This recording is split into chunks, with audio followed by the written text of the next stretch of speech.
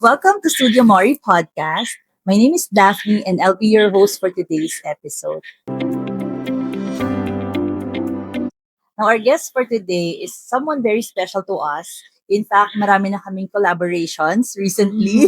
Yes. And we're so excited to share how her journey from content creation to becoming an author has been inspiring several people.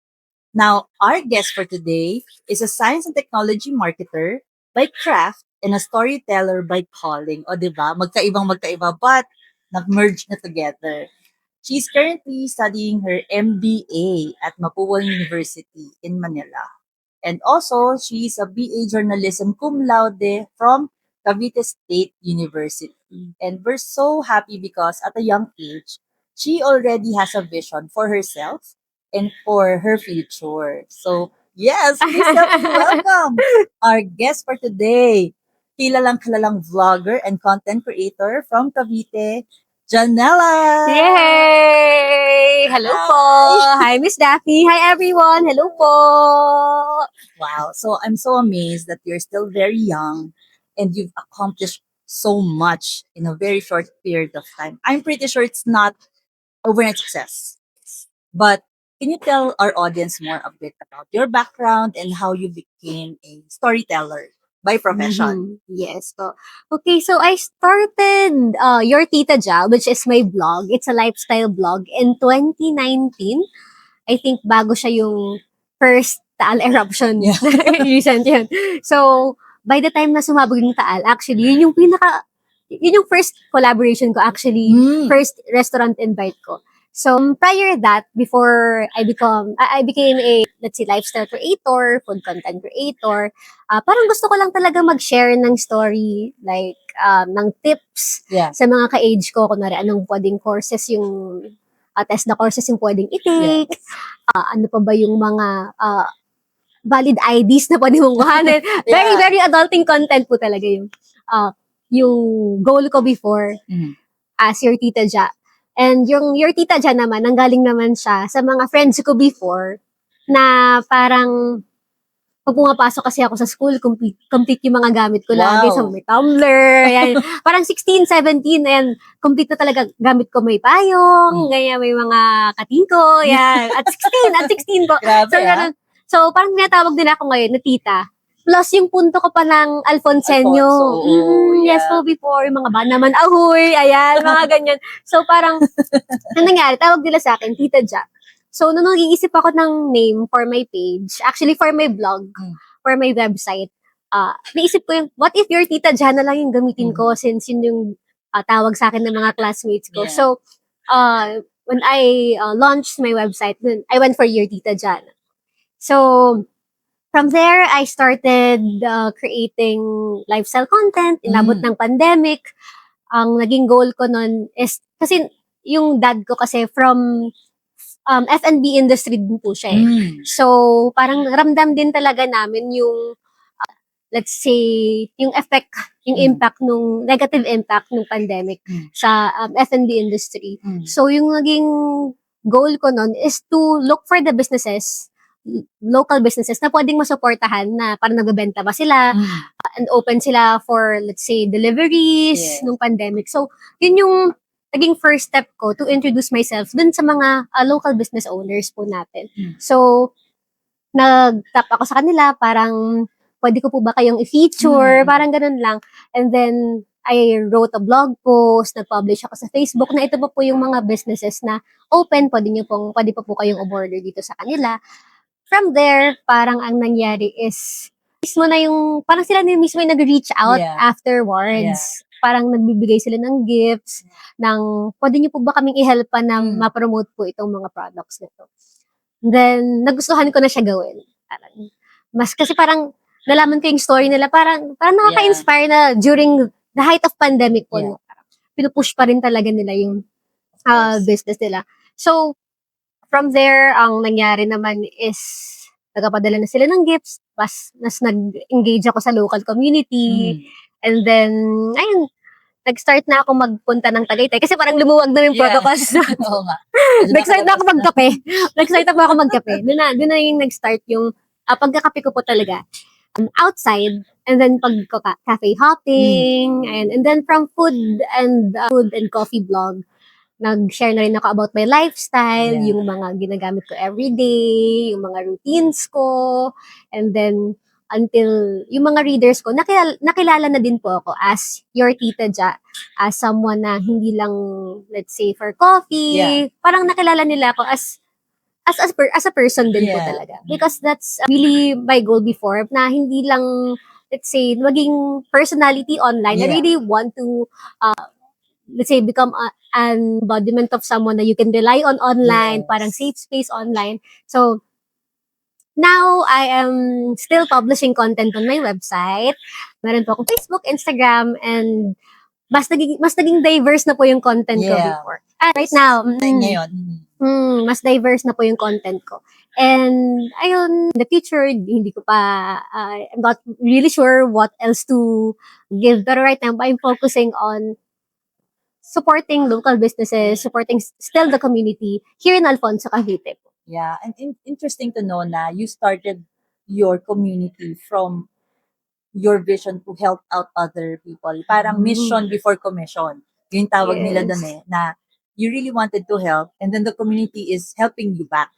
Kasi for some people, they try to create content, excuse me for the term, but with the intent to monetize immediately. It's not bad.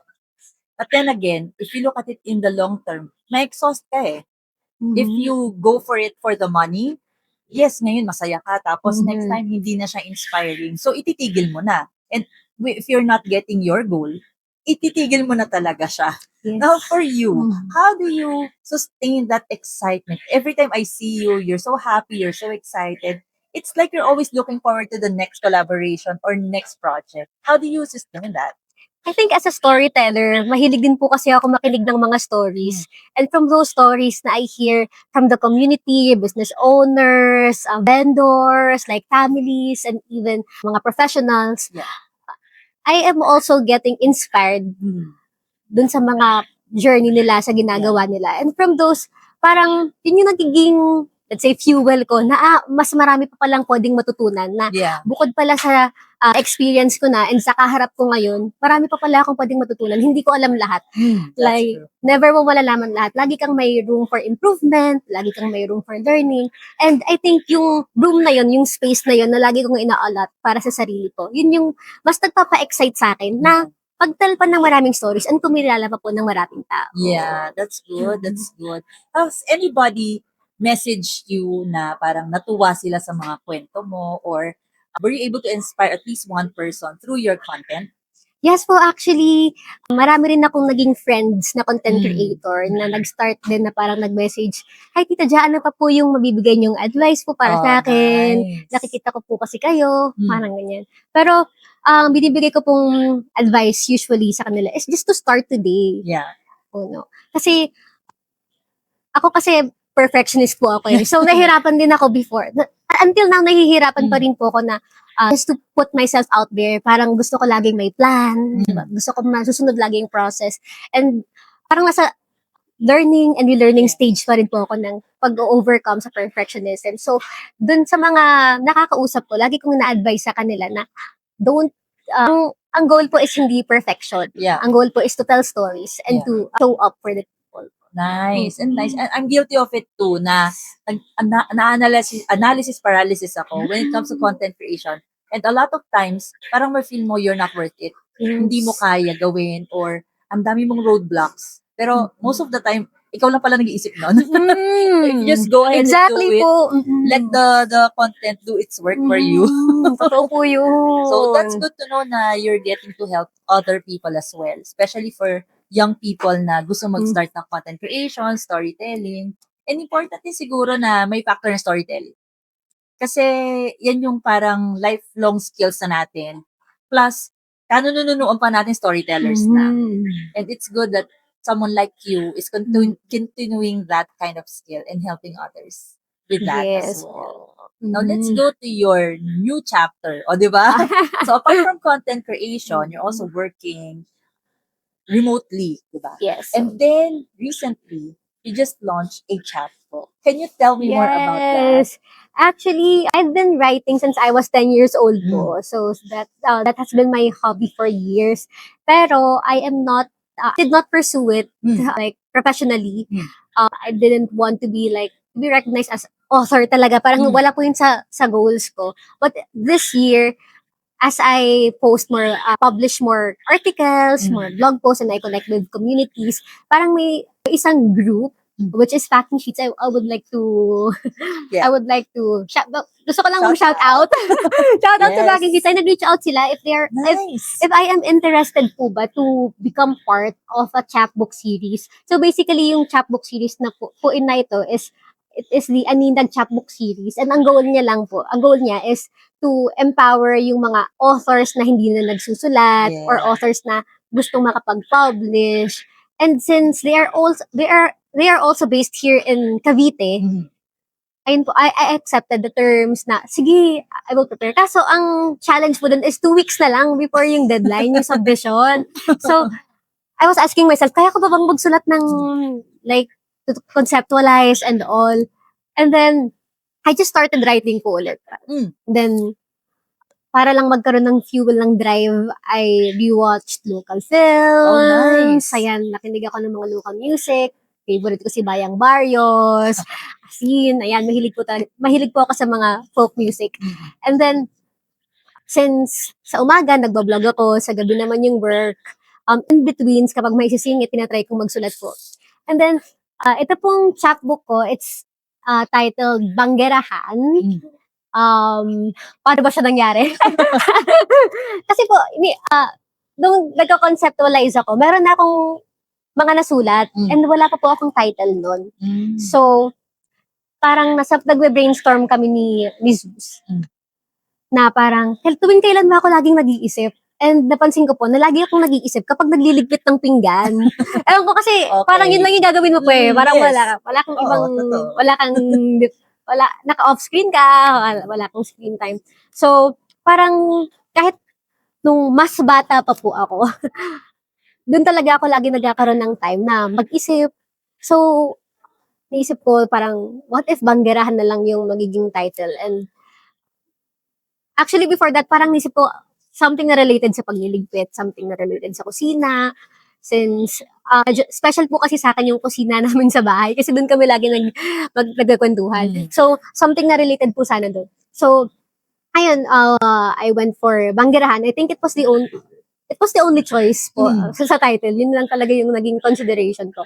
And then, sa Banggerahan po, it is a 20th page 20th page of chapbook. Nandito po yung mga short stories, reflections, fiction, compilation of poems, prose. So, ano lang po siya, basically parang kung paano ko lang nakikita yung, let's say, mga experiences ko before, or paano ko nakikita yung mga stories na kunento sa akin.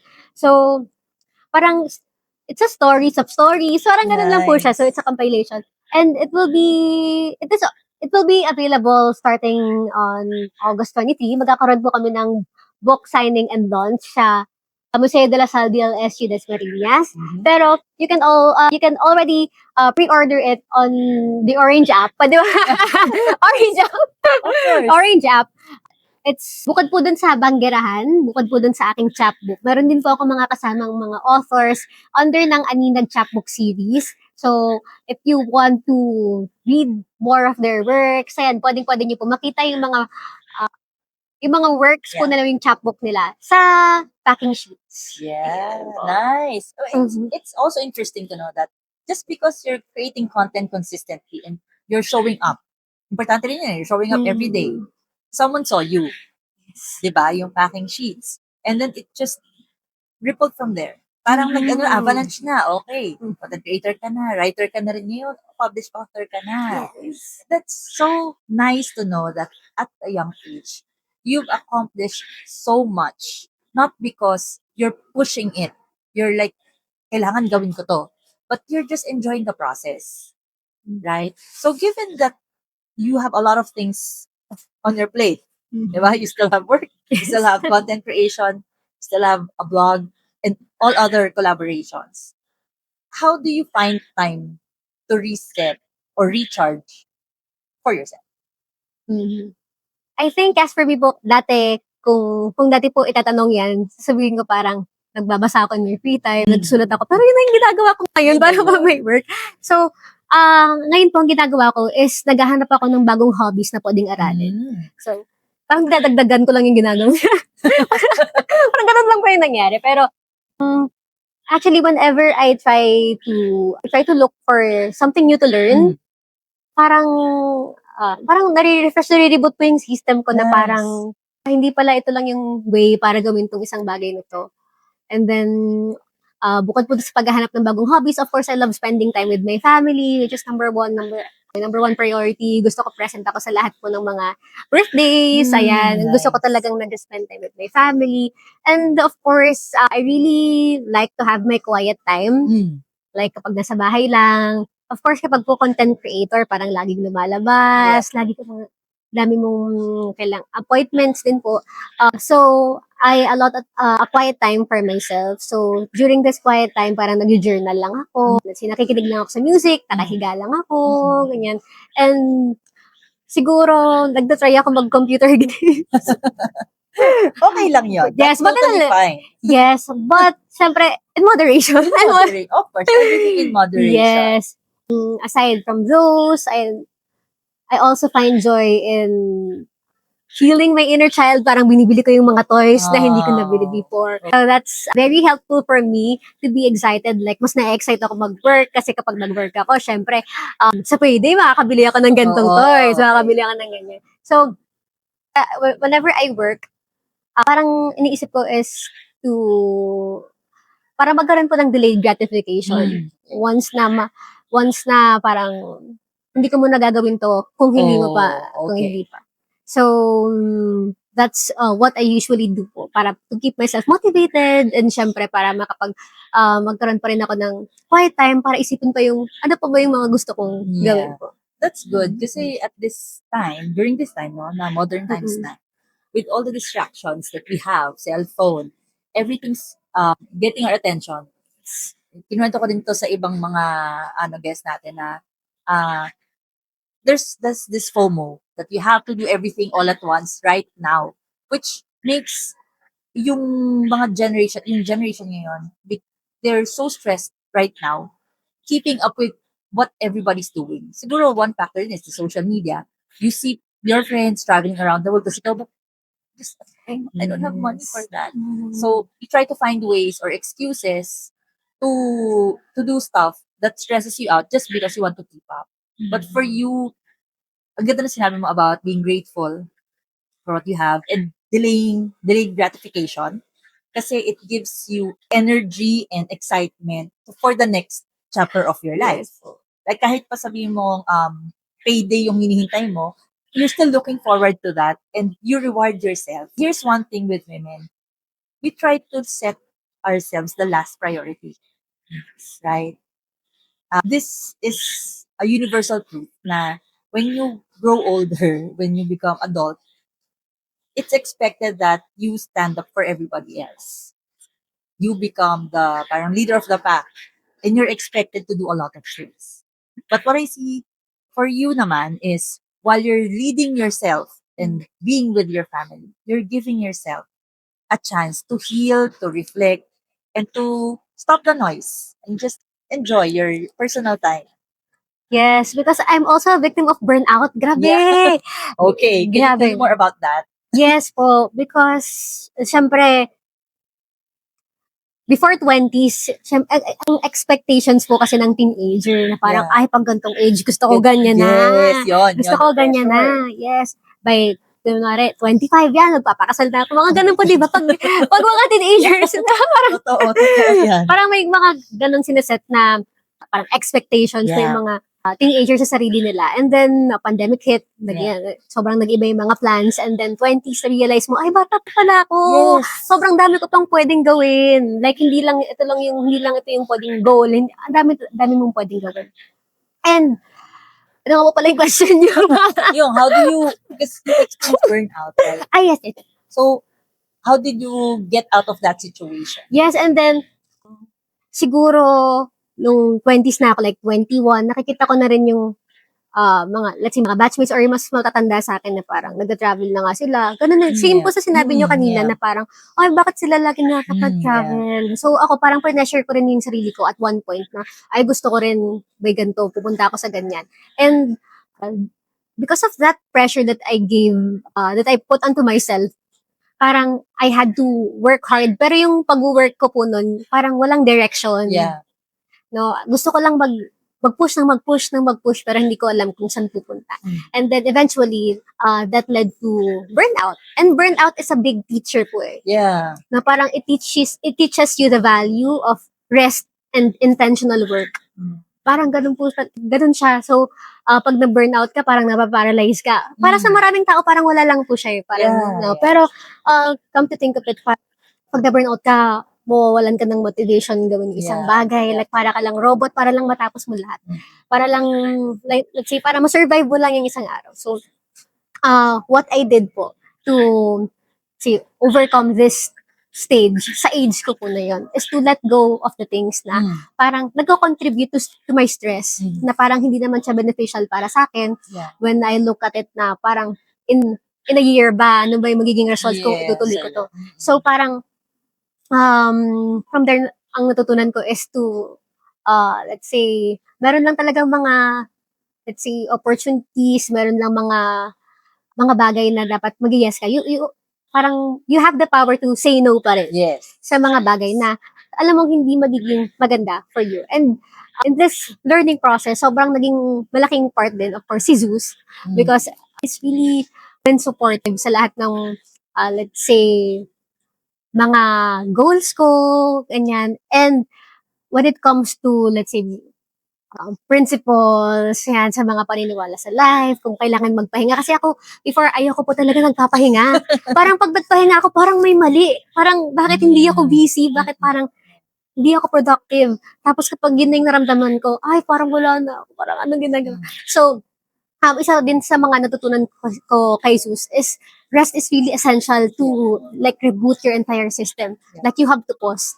Kapag hindi ka nag-pause, no, burn out ka and lahat ng parang mga hard work, lahat ng pinaghihirapan mo, parang it will be forgot. Parang wala rin pupuntahan. So it's very important to be, intentional with what you do. Plus choosing the right partner. Yeah. Zeus is her partner. So, hindi lang life partner, pati sa pag-reset, o diba? Values, if you have the same values, if you have the same goals and vision, and the way you communicate is like you're helping each other out instead of nag-unahan kayo sa ego, then that would be a good thing for both of you, diba? Yes po. Heart po. Shout out to Zeus. Who's watching us right now on the other end. Anyway, wow, ang galing, no? And do you feel sometimes there's more room for you to grow? Or okay ka na in where you are right now? I think, parang, there was never a day in my life na parang, I feel like, wala nang dapat pang, parang, wala ka ng space to, let's say, para mas mag-grow. Wala ka. Kasi, as I mentioned po kanina, whenever, let's say, I engage with other people and I get to learn more about them, parang, mas nakikita ko na malaki pala yung mundo. Na dati kasi kapag, let's say, kapag nasa school ka lang, yun lang yung world mo pa eh. And then kapag nag-start ka naman mag-work, yun lang din yung world mo. Pero, the more that you talk with people, the more that you, let's say, put yourself out there and get to know more. Ako, for example, for Alfonso Cavite, dati kasi parang ang tingin ko lang sa mga nagasaka lang sila. So, kami po, yung lolo ko naman, farmer din po siya. Coffee farmer naman siya. So, so parang I grew up na parang sinasamahan siya or kapag nag-harvest ng kape o kaya kapag nagbibilad sa araw po na. So, one thing siguro na natututunan ko po kapag I engage with other people, parang aside from learning their stories, I let them in sa heart ko po. Nice. Parang ganun. Parang it's, aside from the storytelling, whenever I define success, parang hindi siya yung amount ng ginagawa mo eh. Parang it's how you put your heart and your passion into what you do. Wow. Yes Wow. po. That's huge, huh? Mm. Yeah, ang galing, galing, galing. So, what's next for that? Yun. Iniisip ko po yun kanina pa. What's next? Pwede namang wala lang. Chill lang. Siguro po, what's next for me, siguro, my plan is to keep doing what I do. You know, until I unlock, Pwede unlock, din. di ba, unlock, let's say, more, let's say, opportunities to meet people, more opportunities to share my knowledge and share what I can do to, let's say, talk more about the issues that we are facing and, let's say, be a voice of a particular community because I've always believed na parang no story is too small Yes. to Agree. matter po. Agree. Yes Agree. po, parang, and of course, wala ding maliit na boses, walang maliit na Yes. voice to speak up for the people. Nice, nice. Wow. Thank you for sharing your story and all the tips. Actually, marami rin akong tutunan from you today. Oh, Like, you really reminded me na I need to pause for a while, once in a while. Or, yeah, give up my schedule. Plus, yun nga, parang you're never too old or too young to accomplish stuff for yourself. Right? Yes So yeah, I'm po. happy that you are okay with this episode. You joined us for this podcast, and I hope to see more of you in the coming weeks and months. Yes Thank po. you. Thank you so much po, Miss Thank you. Daphne. Please do check out our next episode, and please, we'll put the link dun sa book ni Ja where you can order. And then please do follow your Tita Ja on her socials and her blog. Thank you, everyone. Till next episode. Bye. Bye.